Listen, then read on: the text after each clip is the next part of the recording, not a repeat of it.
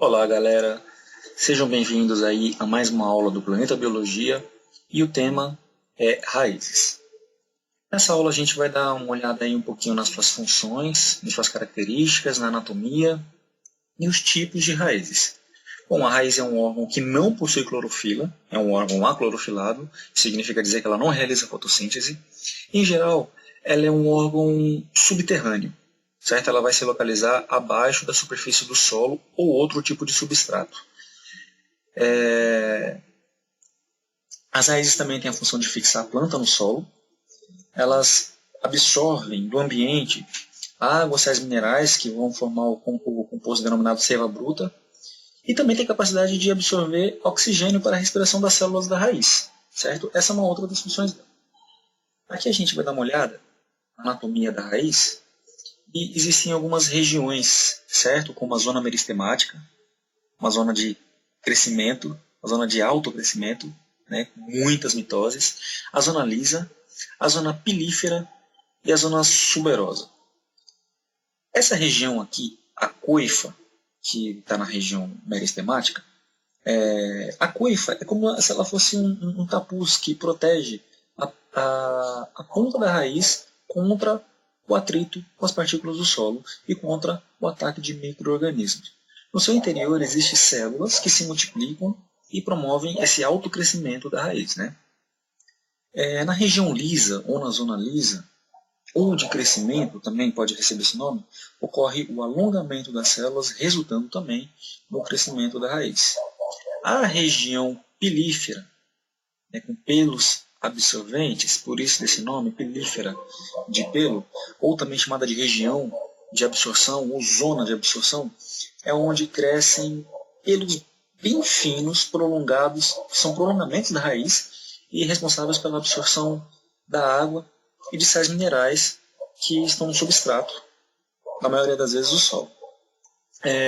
A zona suberosa ou região suberosa, também chamada de região de ramificações e subramificações, essa região, certo? Onde sairão as raízes secundárias, essas raízes secundárias vão auxiliar na fixação da planta no solo. E essa forma ramificada das raízes aumenta a superfície de contato, a superfície de absorção com o substrato e garante aí uma eficiência maior na absorção das substâncias necessárias para a manutenção da planta. Bom, em relação aos tipos de planta, a gente pode classificar ela quanto à origem. Eu não gosto muito desse nome aqui, normal, certo? Mas é um nome bastante usual. Né? Ela é chamada assim quando tem origem a partir da radícula do embrião. A radícula do embrião é aquela raiz primordial, aquela parte do embrião que vai dar raiz. Aquela experiência do feijão, quando começa a sair a primeira plantinha, ali, quando a plantinha começa a sair, aquela região que vai se fixar no substrato é chamada de radícula. E a adventícia, certo? Que origina-se a partir do caule ou das folhas. E a radícula acaba se atrofiando. A adventícia que ela não vai se fixar no solo, ela não vai ser subterrânea, certo? Essa daqui é um exemplo de raiz adventícia e aqui temos um exemplo da raiz mais comum. Podemos classificar a raiz também quanto ao habitat. A seta aqui está meio feia, viu? Mas dá para entender. Quanto ao habitat, ou seja, pode ser subterrânea, né?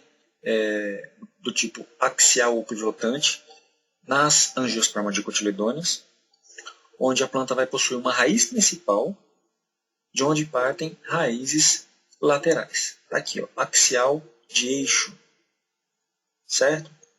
Fasciculadas ou cabeleiras, muito comum em monocotiledôneas, e é formada por raízes finas que se originam diretamente do caule.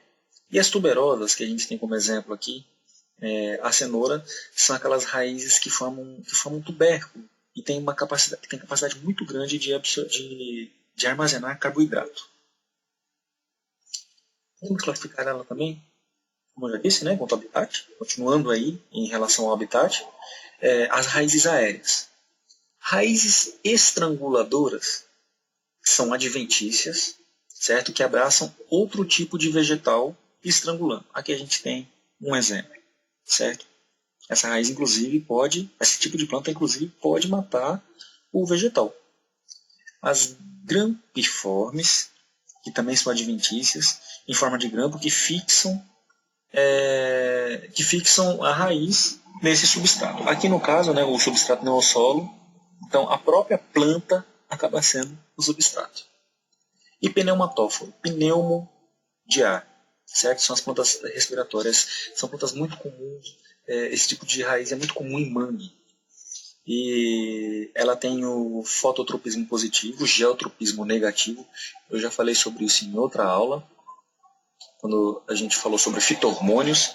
Né? Fototropismo, ela cresce em direção à luz, né? Fototropismo positivo, geotropismo negativo, em vez dela crescer para o solo, ela cresce contra o solo, ou seja, ela cresce para cima, digamos assim. E ela tem capacidade de absorver oxigênio para as plantas, para a parte submersa. Em relação ainda às raízes aéreas, a gente tem um austório, esse tipo de planta aqui, esse tipo de raiz, né, que penetram em tecidos vasculares da outra planta e sugam sua seiva. São plantas parasitas, elas parasitam a outra planta. Também a gente tem a suporte ou escora, são tipos de raízes que auxiliam na sustentação da planta, são raízes aéreas, né? Então elas saem do caule, a parte aérea, e vão fazer aí uma sustentação, vão auxiliar na sustentação da planta. E tabular, esse tipo aqui, né, que promove o aumento da sustentação da planta. Bom, você está vendo aí que a sustentação é uma função bem importante da raiz. Raízes aquáticas.